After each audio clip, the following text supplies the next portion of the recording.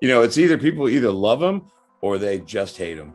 It's impossible to hate him, honestly. Like, people is gonna tell you they hate him, but they don't. They want to see him, and they want to keep on watching him. Yeah. And I'm actually curious about this. I can show you some social media posts that I get from him. What is it? Bad memories. Of what? I have to tell you, for the last 2 seasons, I owned a shirt that said, "If Daryl dies, we riot." So I'm curious on whether or not you thought that Daryl would make it this far. Are you surprised at all? I am. I didn't think I would be past season 1, to be honest. So, I think it's very well known, I guess, now, but I auditioned and read the lines of Merle. And, but I was told Rooker was playing that part, so I didn't know what was happening. And then they said, oh, we liked your audition so much, we wrote a new role for you. But I knew I wasn't in the comic book. So I was like, oh, I'll be here like 2 episodes, So no, I never ever thought that I would get to play this character this long. So I'm eternally grateful. Yeah. Alexandria's our home.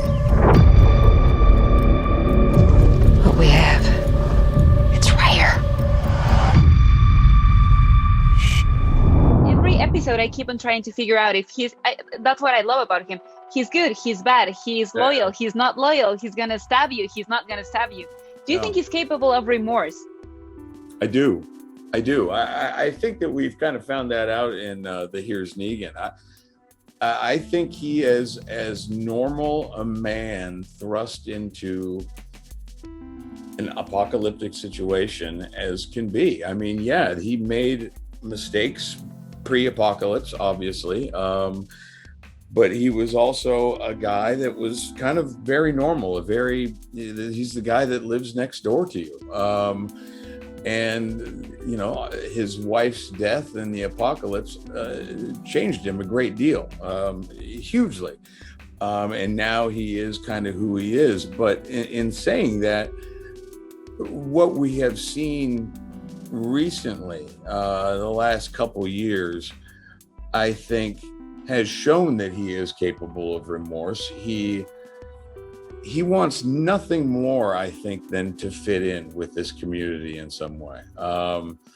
It's almost sad how badly he wants to be part of this group. And I think that's where a lot of the frustration is for him right now, where we find him at the beginning of this, because he's saved pretty much everyone's life at one time or another in the last couple of years.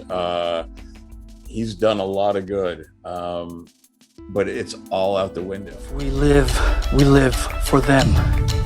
We gotta get through this together. If we die for them.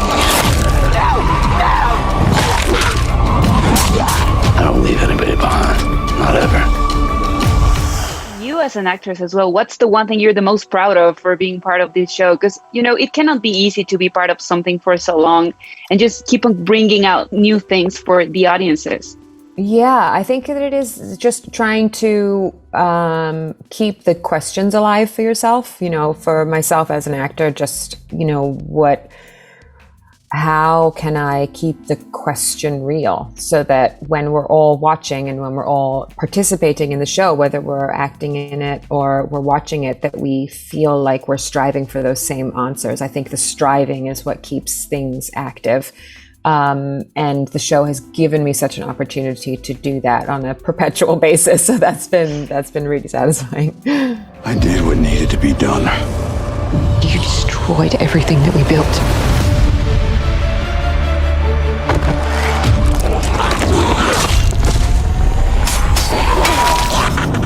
I'd never learned the lesson of not getting too attached to any character. So I was curious on when did you learn that lesson, especially with your co-stars and even your own characters whose fate is very uncertain every single time? I guess I learned that lesson with the death of Carl. And it's like, oh, well, if Carl can go, then really anybody can go at any given moment. I foresaw a future where we would start to see the show through his eyes more so than Rick Grimes' eyes. I thought it would be Carl Grimes. So when he was killed off the show, it had an impact on me where at first it was like, well, you know, I really did love working with Chandler.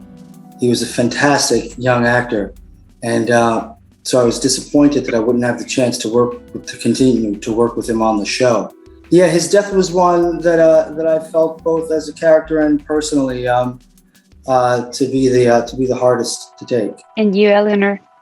Well, I've always been used to. I always understood the brief that people come and go in this show. I arrived on the show when Rick Grimes left, you know, so I knew what I was signing up for, and I've always been delighted and surprised every time an episode's come in and I've survived.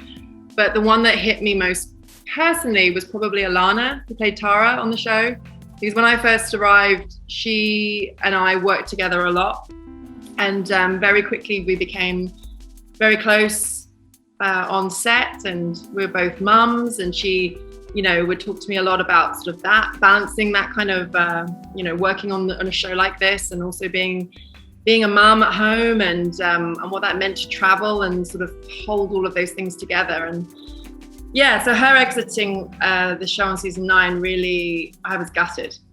She's such a good pal and so much fun and joy to have around on set. The only way this works is if we trust each other.